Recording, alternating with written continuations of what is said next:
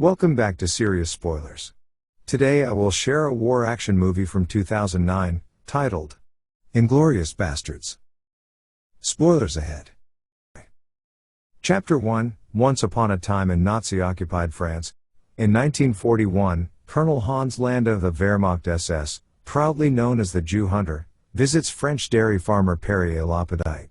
After making casual conversation in French and taking a glass of LaPadite's delicious milk, Landa claims to have exhausted his French and asks to switch to English. In English, Landa then notes that his papers state that all of the Jewish families around LaPadite's region have been accounted for, except the Dreyfuses, who have vanished completely in the past year. Landa believed someone is hiding them very well. After rambling on a bit about the logic he uses to hunt Jews, he admits that he is required to conduct a thorough search of LaPadite's house. By dropping a subtle hint about whether or not to leave LaPadite's family alone in the future, Landa manages to coerce LaPadite and get him to confess that he is hiding the Dreyfuses under the floorboards. LaPadite points out the approximate location of the hidden Dreyfuses. A lack of noise leads Landa to figure out that the Dreyfuses don't speak English, and tells LaPadite that he will be switching back to French. In French, he thanks LaPadite for the milk and hospitality, then opens the door, seemingly calling out to LaPadite's family, but in actuality to booted Wehrmacht soldiers, who come inside and take up positions. On Landa's orders, the soldiers fire their guns into the floorboards, killing the Dreyfuses. However, Landa hears a noise, and sees the teenage Shoshana running away into the hills. Landa considers shooting her with his pistol but decides against it, yelling after her, "Au revoir, Shoshana." Chapter 2, Inglourious Basterds. The second chapter takes place 3 years later in 1944, just prior to the Allied invasion of France. We see redneck Lieutenant Aldo Rain, addressing in formation his newly formed 8-man Jewish-American Commando unit. He proceeds to explain to them, in drill sergeant style, that they will be dropped behind enemy lines to cause havoc to all Nazi soldiers they come across with the goal of bringing fear into the heart of the enemy.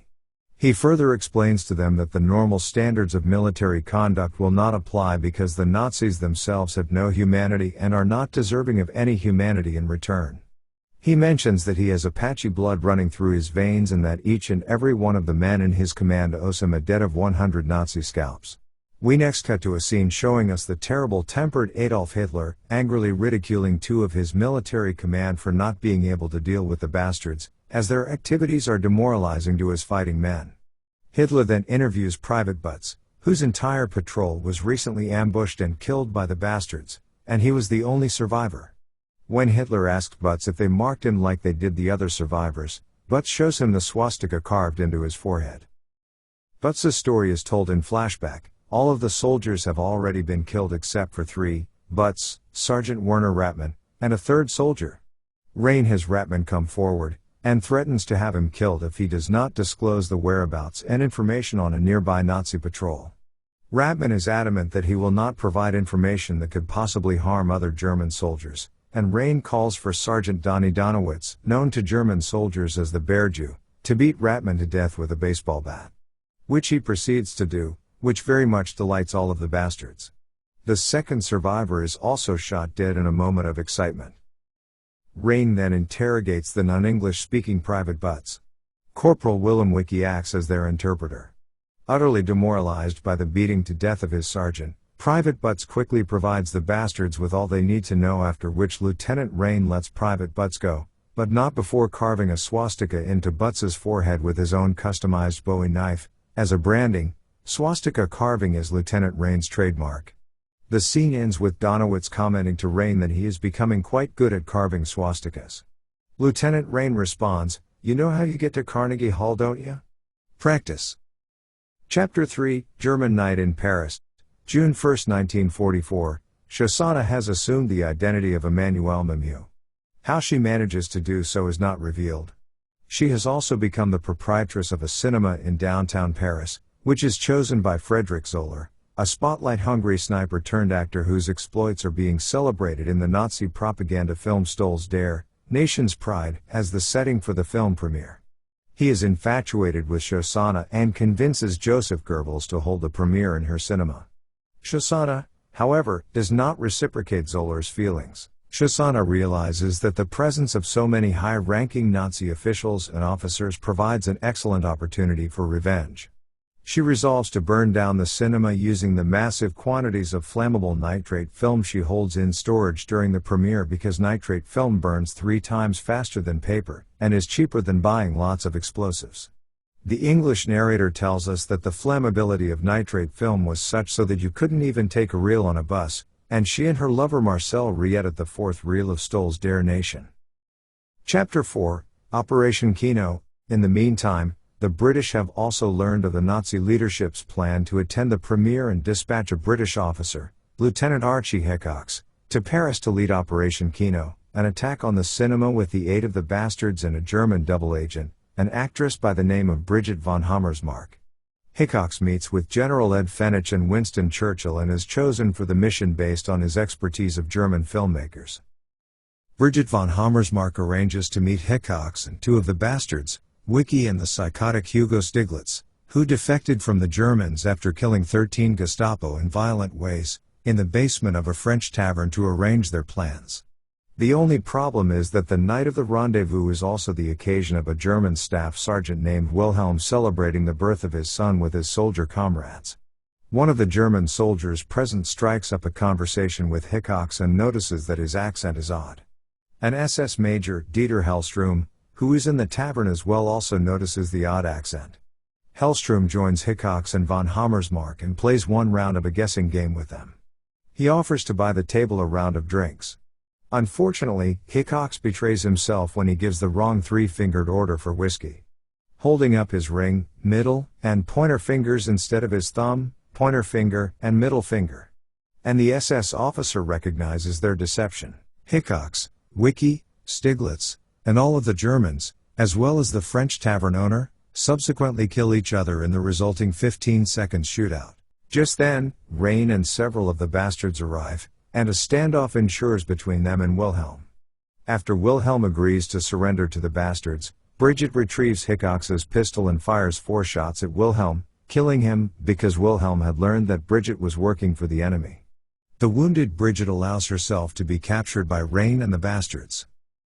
A little later, Rain angrily interrogates Brigitte at a local animal clinic where he takes her for medical treatment for her bullet wound. He pokes a finger into the wound to make her explain the debacle in the tavern, and then tell him about Operation Kino. Rain decides to continue the operation against the cinema. Rain picks 2 of his best men, Donowitz and Omar, to make use of suicide bombs, and the 3 of them will pose as Italian filmmakers escorting Brigitte to the event. To explain the cast on her leg, Brigitte will claim to have broken it in a mountain climbing accident.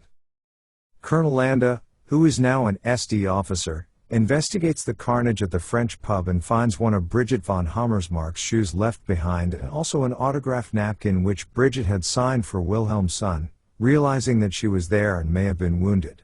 He also identifies the bodies of the 2 German-born bastards, noting their reputation to disguise themselves as German soldiers to ambush squads. Chapter 5, Revenge of the Giant Face. The following evening, Landa approaches Brigitte and Rain in the cinema lobby and is able to easily see through their disguises, as Rain, Donowitz, and Ulmer cannot speak fluent Italian or German. He questions Brigitte alone and makes her try on the shoe he had retrieved from the tavern. It is a perfect fit. He strangles and kills her as a traitor, and orders the arrest of Rain. As Rain is driven off in a truck, he discovers one of his men, Private Yudovich, has also been captured and is in the truck with him. Landa reveals himself to be a turncoat. While speaking with Rain and Yudovich in the privacy of a closed restaurant, he tells them that 4 major Nazi leaders must all be killed to end the terrible war immediately. They are all attending Nation's Pride, and he is prepared to let the assassination continue. For a price. He has no intention of helping end the war, only to be tried by a Jewish tribunal for war crimes and end up facing execution. In order to help end the war, he wants to make a deal, one Rain cannot authorize, but his commanding officer can. Landa has his radio operator help Rain reach his general, where Landa states the terms of his deal. He wants full military pension and benefits under his current rank, the Congressional Medal of Honor for everyone involved in the operation, American citizenship and a home on Nantucket Island. Rain is placed on the radio and his general tells him that Landa and his radio operator will drive him and Yudovich in a truck to American lines, then surrender to them, whereupon Rain will drive the truck the rest of the way to base and bring Landa and the operator to him for debriefing. Meanwhile, during the showing of Nation's Pride, Shosanna and her assistant Marcel are manning the projection booth when he tells her it is time. It is revealed in a flashback to a few days ago which shows Marcel filming a close-up of Shosanna's face making a speech in English. They then force a local camera shop owner to develop the film by threatening to kill him and his family if he doesn't, and Shosanna edits the complete film on the fourth and final film reel of the movie and leaves them in the projection booth for them to run when the time is right. Flashing back to the present, Marcel tells Shosanna that he needs to lock the auditorium and go behind the screen. As Marcel makes his way toward the auditorium, the two bastards that have been left behind, Donowitz and Omar Ulmer, leave their seats and exit the auditorium heading upstairs to the balcony level, determined to kill Hitler by themselves. Donowitz carefully spies on the two guards watching the entrance to Hitler's opera box from the nearest restroom. Shosanna loads the doctored fourth reel of Nation's Pride onto the projector camera as Marcel locks the auditorium doors, sliding the safety locks at the tops and bottoms of the doors into place, and then slides a heavy iron crowbar through the door handles, further barring them. He steps behind the screen where Shosanna had placed her entire stack of flammable nitrate film. Shosanna pulls a lever to switch the projector to the doctored reel on a Q symbol in the film. Watching from behind the screen, Marcel lights up a cigarette and waits. Meanwhile, Zoller, who is uncomfortable with the way he is portrayed killing Americans in the film, leaves the cinema auditorium and makes his way to the projectionist's room to flirt with Shosanna. She is deeply concerned at his intrusion and tells him to leave. However, the spurned Zoller pushes his way into the room and angrily confronts Shosanna about her treatment of him, warning her that she's no longer in a position to disrespect him. Needing to get Zoller out of the way, she asks him to lock the door, dropping a subtle hint, "We don't have much time." Soon as Zoller's back is turned to her, she pulls out a small gun from her purse and shoots him in the back, mortally wounding him. Quickly she glances into the auditorium to make sure she wasn't hurt. Suddenly, she hears Zoller groan and realizes he's still alive.